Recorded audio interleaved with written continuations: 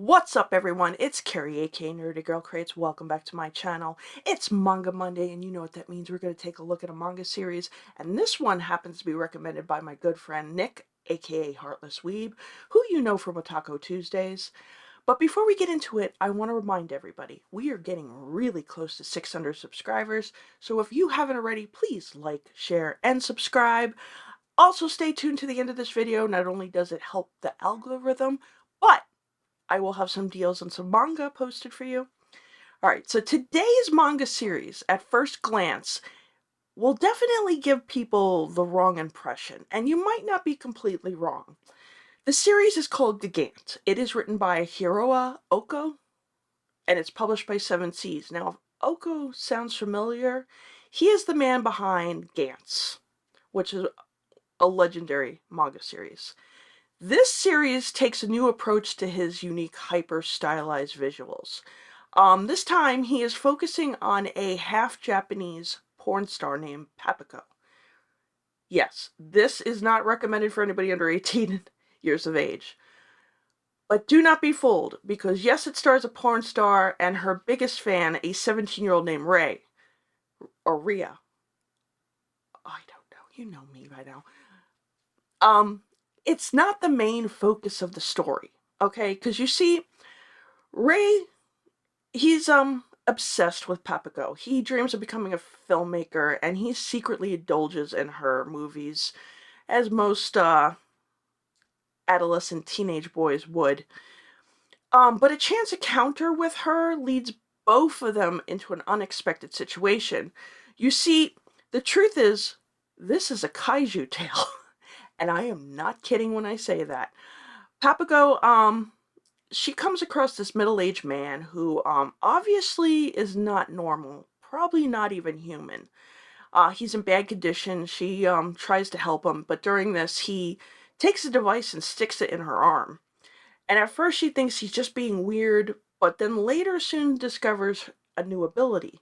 And this ability allows her to increase her size at different levels. Kind of like Ant-Man in the movies, also Attack of the 50-Foot Woman, if you've ever seen that. So she can now grow, and she decides that she wants to use these powers at first for her career, and then later she wants to learn more about them, and she ropes Ray, the 17-year-old, into helping her investigate what's going on. And also some strange occurrences that are appearing throughout Tokyo. Now, I would like to talk about Oku's style, which is a combination of some realistic scenery, especially in the opening couple pages, which are in color, and very visually beautiful illustrated characters. He also uses item placements to hide or emphasize what's going on in a scene. For example, Papico, being a porn star, is naked a lot in this, so I'm going to warn you, there is nudity. However, he does use this technique to hide more graphic areas. I also like how he uses techniques like blurring to depict the sense of speed, shaking, or disorientation. The other thing I want to point out about his art style is that I feel that he might have taken classes in filmmaking or at least script writing for live action, because there are many sequences in this manga where he takes a lot of angles that you would use in a script writing process and puts it on page in illustration, and it's really well done. There's a good example in here. Papico is dealing with a very abusive boyfriend. He's very imposing in size, really tall. And in one part of the story, early on in the story, she comes home and to their apartment, and he's playing video games, and Papico is kind of standing in the doorway watching him. He makes no eye contact with her at all. But what's interesting is, even though she doesn't move from this position, one of her panel is from her looking at him from a far view, as if to say he's, like, far away from her. But then in the next one, we get a close-up of the side of his face, where you do not see a change in expression. He doesn't even glance over at her. He is just focused on the video game. And then there's this upward angle to his face, from from it from the side that almost wants to emphasize, like, probably how imposing he is, but also at the same time, once again, where his focus is. I think it's meant to give the readers this observation of how much he does not really care about her, and all his attention is more on this video game. He does talk to her in this sequence, but the talking kind of turns into an interrogation because he's always suspecting her of cheating on him, and goes through this whole thing of questions about who were you with, why were you with him, what were you doing to him, what sexual acts did you perform on him, and her reaction is just kind of like, whatever. And the next sequence is her going into a refrigerator, and you see her hand reaching in and grabbing a beer, and then the next page is a 2-page spread of him suddenly standing right there and slapping her across the face, and you get this whole visual of how her body flies and how things around her are affected from the smack. And a fight ensues, and the angles once again give first from his perspective of him over her, on top of her, beating her, and controlling the situation. But then it takes a turn where she gets the upper hand, and now everything's from her perspective, her beating him up. And it's just really well done. It just really kind of like puts you in the shoes of these two people. One who's very toxic, and another one who's obviously been a victim for a long time and has probably now gotten to the point where she's had enough of it. And later on that plays out thanks to these powers. But she's just kind of like, it's kind of like, this could be almost like a storyboard for a movie, how he does things. There's also another sequence where she is with Ray alone, and they're standing in an alleyway. It's dark, and there's one around, but you have like this wide shot of them just kind of standing there, and her hugging him, thanking him for helping her, and just the one street light kind of illuminating them. He does a really, really great job of emphasizing the emotion of the scenery. His art is really, of the characters, is also really well done. Like, facial expressions, emotions are displayed really well.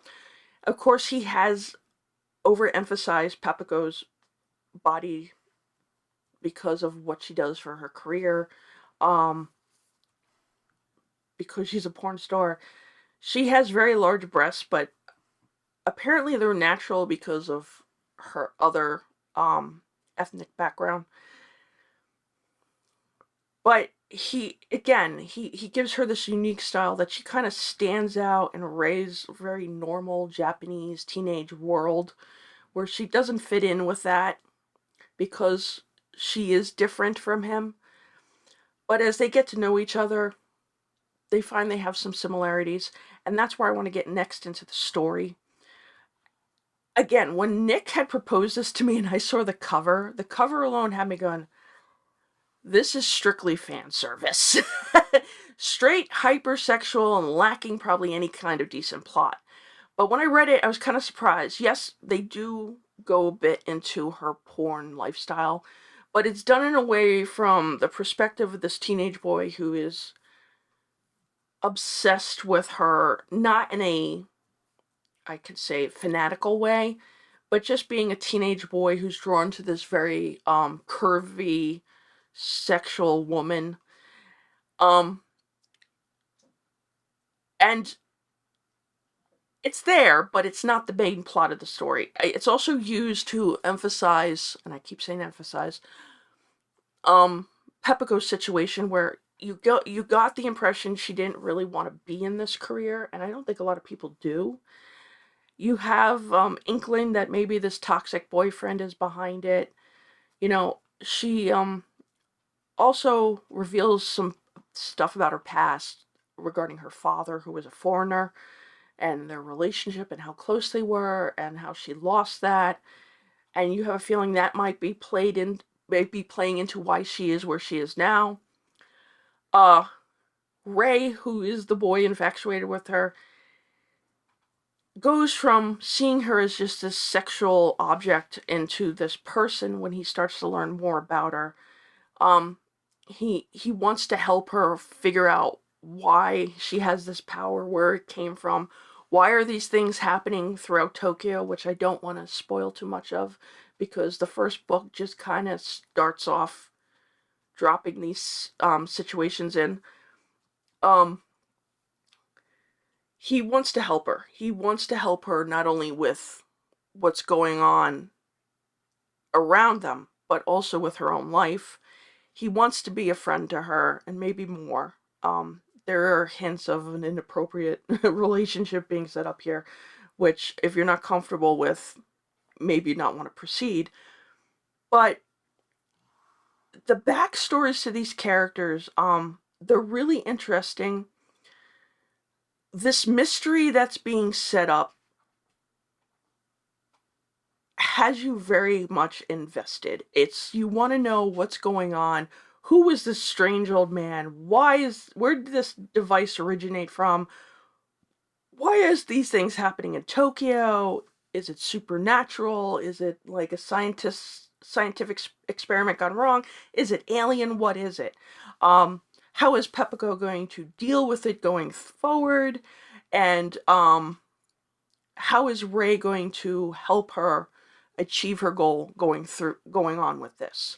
Will she be able to move past this image of herself, because it has been very hard on her, because people don't respect her because of what she's been doing her life with her life. And he's the first person to come along and just kind of treat her like a human.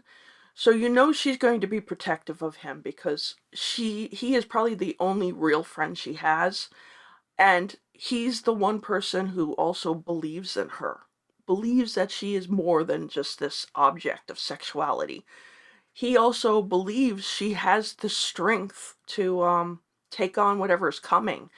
And it's so well written. I mean, it's surprising. Again, when you look at this cover that I have up on the screen, you get the wrong impression completely about what this story is.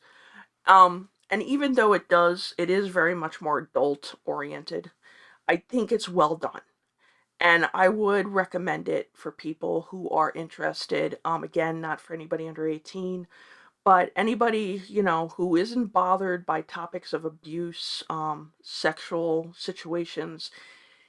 I don't know if it's going to get into anything even deeper than that going forward, but if you're okay with that, you're not going to get triggered by any of that, I would recommend this. And it's called Gigant, and it's a really interesting take on a kaiju story. And I call it kaiju because pretty much she grows into ginormous sizes, to the point she could tower over Tokyo if she wanted to. But yeah, I'm looking forward to seeing where this is going, and I do recommend it. So that's Gigant. It's published by Seven Seas. It's available out there in multiple places. But if you're looking for a good deal, let me tell you about Takara Cafe. Now, Takara Cafe, I have an affiliate program with. I have a coupon going on right now for 5% off, which I will have linked down below. There's an affiliate link down below. They have some really good deals on new manga. They also have some out-of-print manga. They have box sets. If you're looking for it, they might have it. So I would suggest checking them out down below. I also want to remind everybody that Tuesday nights is Otaku Tuesdays. We need to go over what happened at New York Anime Con. So there was a lot of announcements, so we're going to definitely cover that. So stay tuned Tuesday nights at 8:30 p.m. Eastern Standard Time. Hoping to be part of another reading club coming up soon, so stay tuned for information on that. And I will see you on the next video. Don't forget to like, share, comment down below. Tell me if there's anything else I should be reading and checking out. But for now, bye.